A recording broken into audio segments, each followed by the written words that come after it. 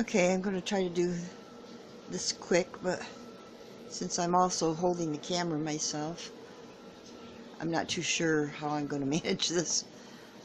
The loom, okay, we're talking about plain weave on the peg loom, the twining, rug twining frame. This is the adjustable I-LOOM-INATOR loom made by Joe's Hookup. It's warped the same as you would warp it for twining. I started the warp on the upper left. I sewed a small loop in, and I just went in through the loop on the very first row. I started weaving from the upper right.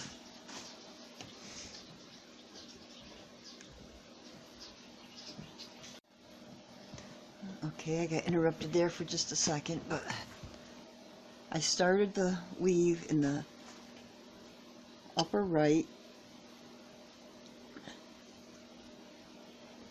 and it's simply a normal under, over, under, over, under, over, all the way to the end. And around the end warp, and when you go in, loop around, you automatically come out under, over, under, over, and you just keep going back and forth, under, over, under, over. It's a lot simpler than the twining. With the twining, you wrap around each warp.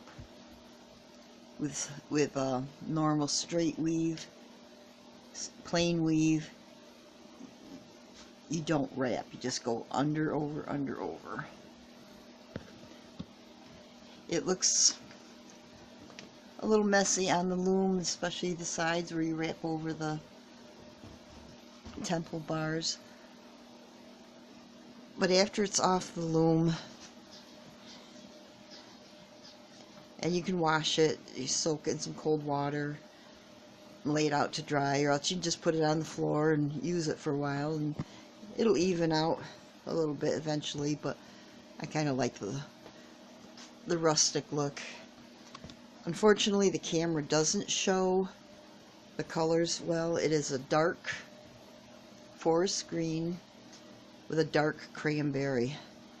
Way darker than it looks like on the screen. It's really very cabin decor colors. I keep trying to change the angle so I can try to see if I can get it to show the color, but it's not working out well. I had to put it over in the light so the light can get to it. And doing this myself, I can't really show you very well.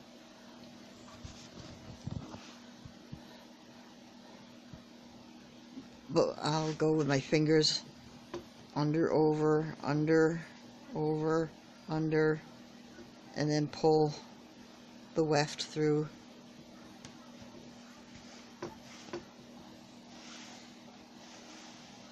You can see where I sewed the strips together for the warp.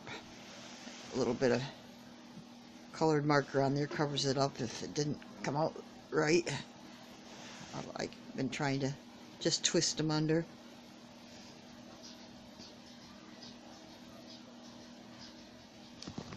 Every row I pack them up with my hand to tighten it up, straighten it up some. You do it with a stick,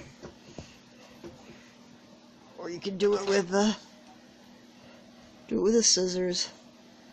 I don't worry about getting too precise because that's just me. But if you're a very precise person and want a perfect check, you can straighten up every row very carefully.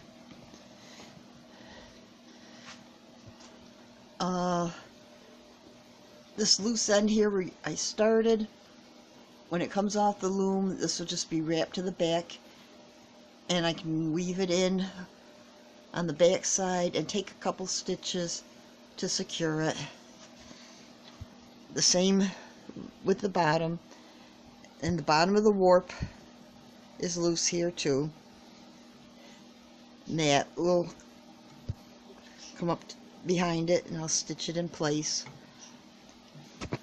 There is an odd number of warps. That'll happen naturally if you start your warp up here in the one corner and in the upper left, and if you finish, no matter what size it is, if you finish on the opposite side on the bottom, you will end up with an odd number of warps. You need an odd number of warps in order to end up with a even weave.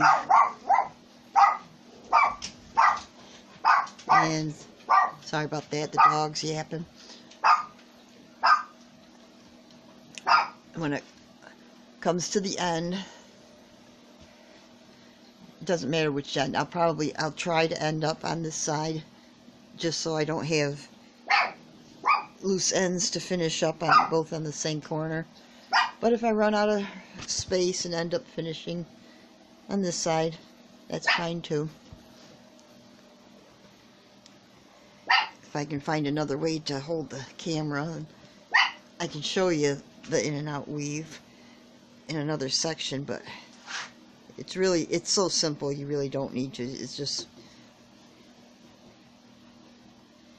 in and out, over and out, then around the end. I'm getting really good at this one-handed thing here. Okay. I know this is jiggling around a lot, so you're probably getting seasick, but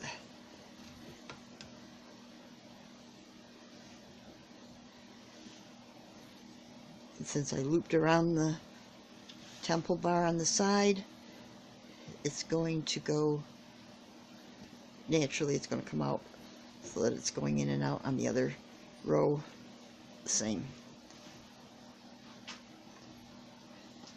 So I hope that helps you in some way.